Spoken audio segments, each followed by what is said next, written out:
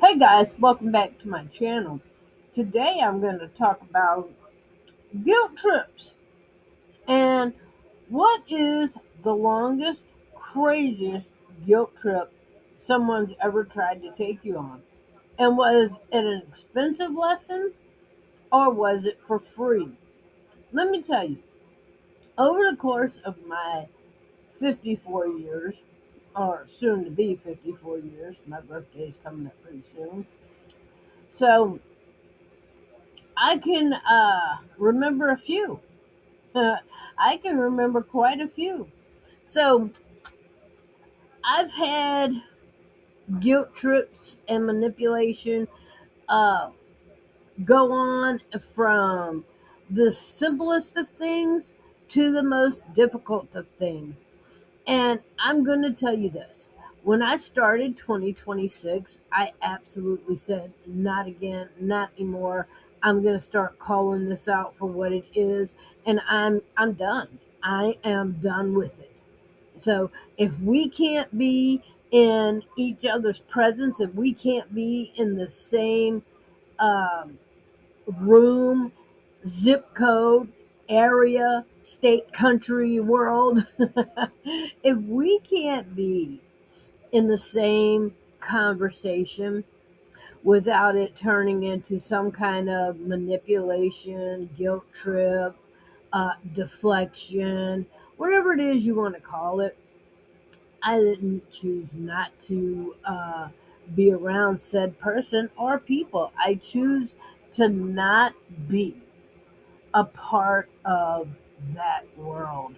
And I won't go into, copyright, the Little Mermaid, but I just choose to not be a part of their world because here's what it comes down to. It comes down to if you can't just outright ask me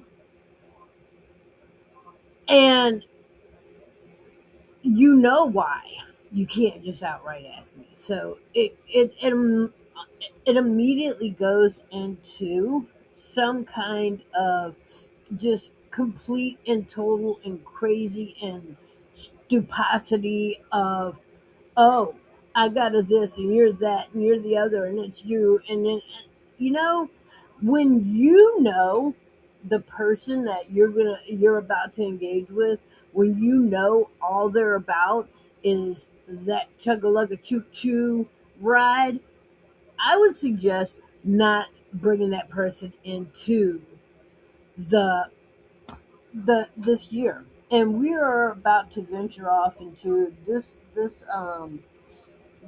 video is actually going to uh, air or publish on the 1st. So let me start with Happy March. And that being said, guys, don't go any further with these people. And if you can't avoid them, then please start calling them on their crap. Because the minute you call them on their crap, here's what happens. They start out with a kind manipulation. And then as soon as you call them on it, it is a harsh deflection. And when that doesn't work, it's a harsher manipulation. And then when that doesn't work, it's a kind, soft, gentle deflection. And it's a repeating cycle until they finally give up. And let me tell you, they will give up. They're going to walk away tiffed and pissed and all this other stuff, but they will go away. Now, they might choose to return, but at least they will return knowing you know where they stand. Because it is insane to me how people can do this stuff knowing that you know and that you're going to call them out on it. And 9 out of 10, I'm just not, me personally, I'm done taking the trip. I don't care how free it is. I don't care how expensive it is. I don't care where it's going. I don't care where it's leading. I'm not getting on the train. I'm not getting on the bus. I'm not hopping in the Uber Scoober. I'm not getting on that ride. I'm going to stand feet planted firmly on the ground and let you know I am done. My ticket is punched. My ride is expired. Leave me where you found me. I'm not doing it anymore. I'm not doing it anymore. If you can't get what you want from me out of genuine love or kindness, and when I say genuine love, I'm talking about family members. Obviously, I'm not talking about schoolmates or you know things of that nature. I'm talking solely about family members right now. If you know you can't come to me out of genuine love and care and fun and excitement, and if you can't come to me out of genuine um just genuinity, you just can't come to me as a loving person. Don't come. Don't come. Don't come with the bullshit like I owe you something. Don't come with the attitude of disgratitude, because I'm so done. I am so done. Like, I owe you nothing. I owe you absolutely nothing. And you owe me absolutely nothing. But I guarantee you, my heart and soul is not a payment for anything you've done for me. And so, that being said, um, gracing you with my kindness and presence and um, love and uh, friendship and camaraderie, I don't owe those things to you any more than you owe those things to me. And if you want me to freely, lovingly, cheerfully give those things to you, then I promise you a guilt trip is not how you're going to get it. I promise you in 2026, a guilt trip of BS is not how you're going to get a reciprocation of lovingness and kindness from me. Now, if this is somebody that works with you, then the same kind of applies. If you can't come to me in genuine happiness and genuine conversation and genuine uh, uh, uh, just wellness. If you're coming to me with an attitude of disgratitude on the job, at school, at a restaurant, I don't care. Look, let's talk about waitresses or waiters. I don't owe you a damn thing. The place in which you are employed, that's who owes you. So this whole tip culture and you think you can have an attitude and serve my table? No. That's a El Nozo for me. And I will tell you this, I have worked in the food industry where I was years ago. I was in a position, I worked at a place in New Orleans called Steak and Egg.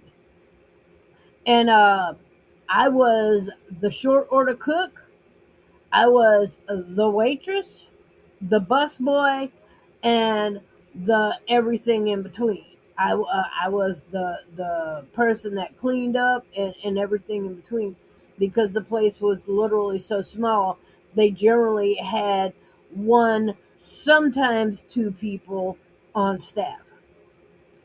And when I tell you I worked for my tips, and back then, minimum wage was 2.75. So now you know how old I am. Not that I ever hid the fact, but back then, minimum wage was 2.75, and I was happy to work my butt off for 2.75, and I was happy to earn a tip. I was happy to smile and say yes, ma'am, and no, sir, and I was happy to be respectful and earn my tip. And nowadays, people treat you like, because you sat in their section, You owe them something. And I have no problem getting up, paying my bill in which I owe, and not leaving a tip. Here's another thing that I will not do is I will not give you an extra tip that you haven't earned if gratuity is already added to my bill. So that being said, you're coming on social media and going, I'm a waitress and you owe me. And that's no, it's like tip culture, whatever the hell that even means, is a thing that is taken over the American people. And the American people think they're entitled to, I mean, it's on everything. I go to McDonald's and I go to the kiosk and I'm standing there and I'm filling out my order.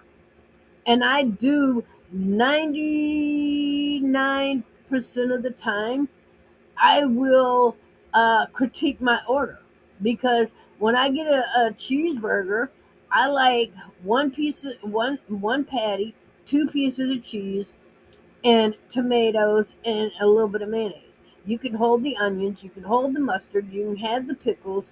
Don't want that crap. I do not leave a tip because here's the thing.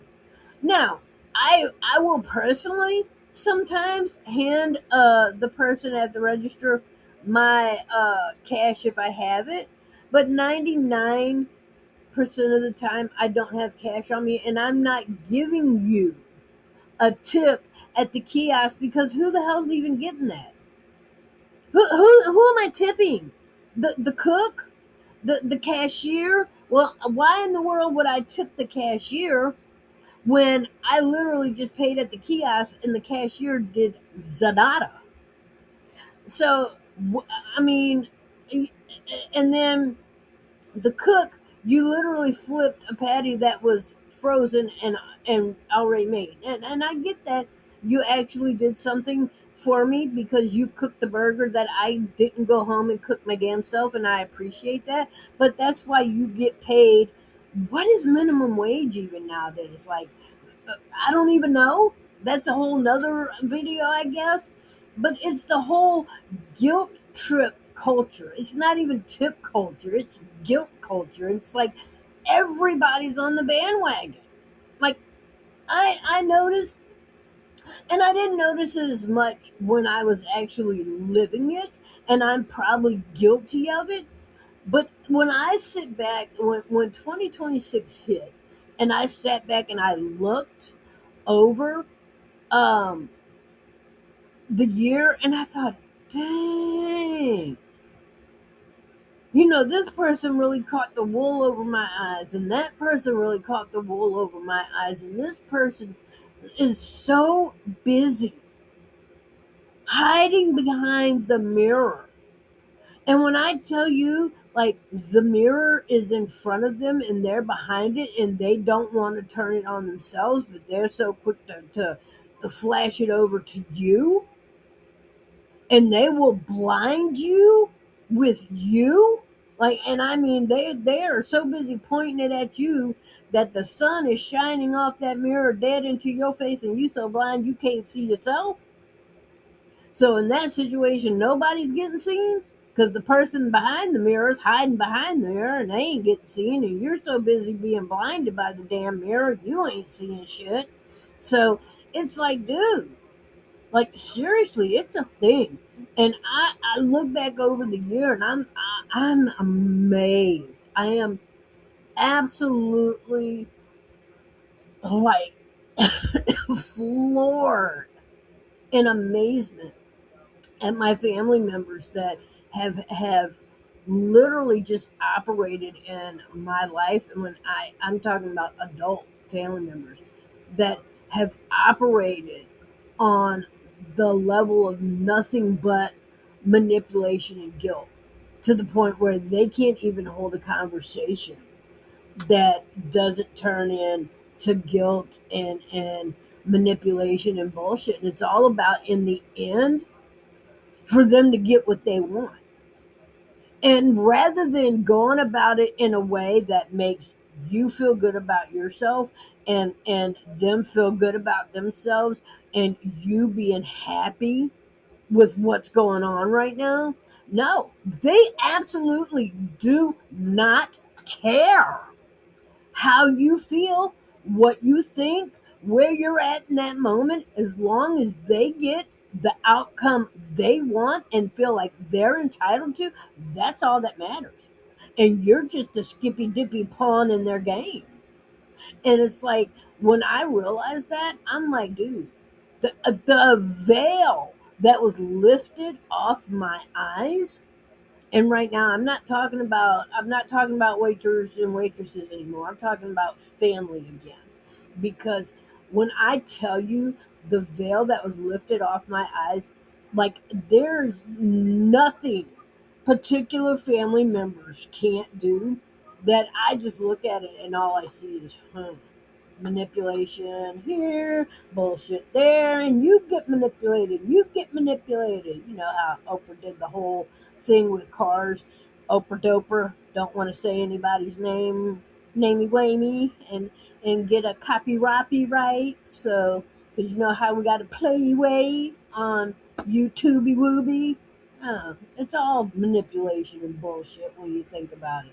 It's like nobody can just be straightforward enough and adult enough to just say what, just call BS for BS. And I've hit that point this year that, look, when you see this, because right now I'm a day ahead of y'all recording this, but when you see this, it's going to be the 1st of March. And when I tell you, I'm not taking any of that crap past February. Today is my last day. So these people that I'm talking about, they've been informed.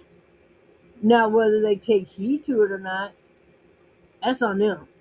That's on them. I care as much about it as they do. So if they don't care enough to change, I don't care either. I know where I stand, and if they don't know, if they haven't figured it out, if they don't get it, if they can't grasp it, that's their problem. That's, man, it smells so good in here right now, guys. I'm like, it smells so good. I am in the process of making homemade broccoli cheddar soup. But anyway, it's like, oh my gosh, if you don't get it, then that's a you problem. That's not a me problem. It's like, I don't care. Because you've spent 9 out of 10, the family members I'm referring to, they've spent years manipulating the hell out of me and beating me down and wearing me down and making it seem like it's my fault. In the end, it's really theirs. In the end, it's really their choices and their decisions and their actions that ended us up where we are right now. And so when I tell you, I really don't care anymore what the outcome is. If these people choose to stay in the manipulative bullshit game, then they're going to get bullshit prizes.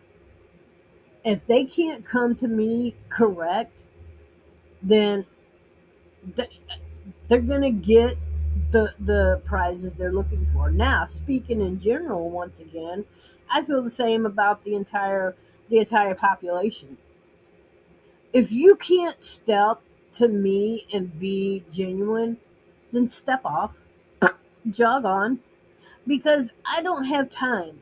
Look, I'm 54. I'm going on 54 years old shortly. And we're heading into March. My birthday's in May. So I've got about 7 weeks before I hit 54. And when I tell you, it's just crap to spend an entire lifetime relationship in a usership with somebody. It's such BS. It's so not even worth it. It's not.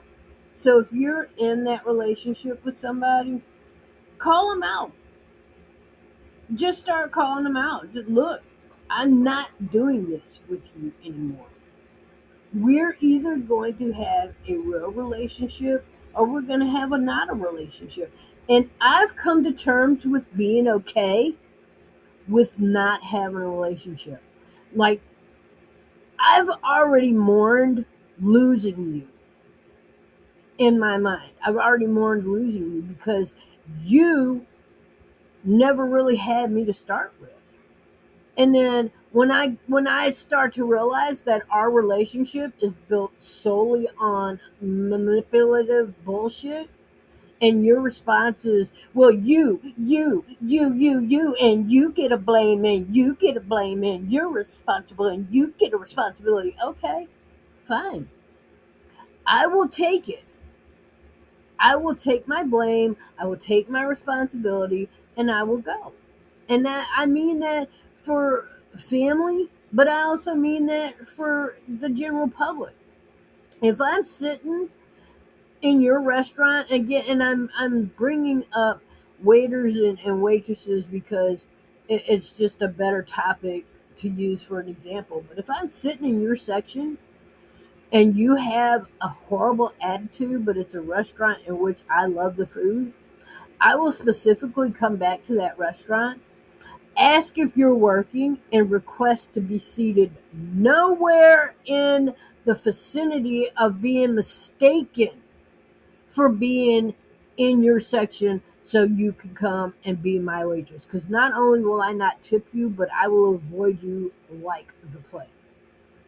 So that being said, um, I'm going to wind this one down with a think about it. Think about who's taking you on your manipulation guilt trip, and has it been free? Has it been expensive? Has it been at any cost to you whatsoever? Like monetarily, like money wise, emotional, physical, you know, how have you been paid for this trip? And at what point do you abandon the bandwagon? At what point do you just not care anymore? Because if somebody's manipulating you, they don't care. They don't care. So, and it's a more deeper personal experience when you're having this conversation about family than when you're having this conversation about, you know, uh, a fast food restaurant or a sit down and eat restaurant. So think about it, contemplate it, mull it over, and then, leave me a comment and tell me your story. All right, guys. So thanks for stopping by. Thanks for hearing me out. If you like it, give it a thumbs up. If you don't like it, give it a thumbs down. Either way, I'm here for it. And I thank you all for paying attention, taking notes, and doing what you do. All right, guys. I love you with the love of the Lord. And anytime you want to meet Jesus Christ, drop me a line. Let me know. I'm happy to introduce you to my big brother Jesus Christ and my Father God in heaven. And once again, don't forget to look me up on Facebook. I have a lovely Bible study group there where you can learn and ask questions about God and Jesus if you have any. All right, guys, I will see you in the next one. And happy March. Don't take any BS in past February. All right, guys, I'm out.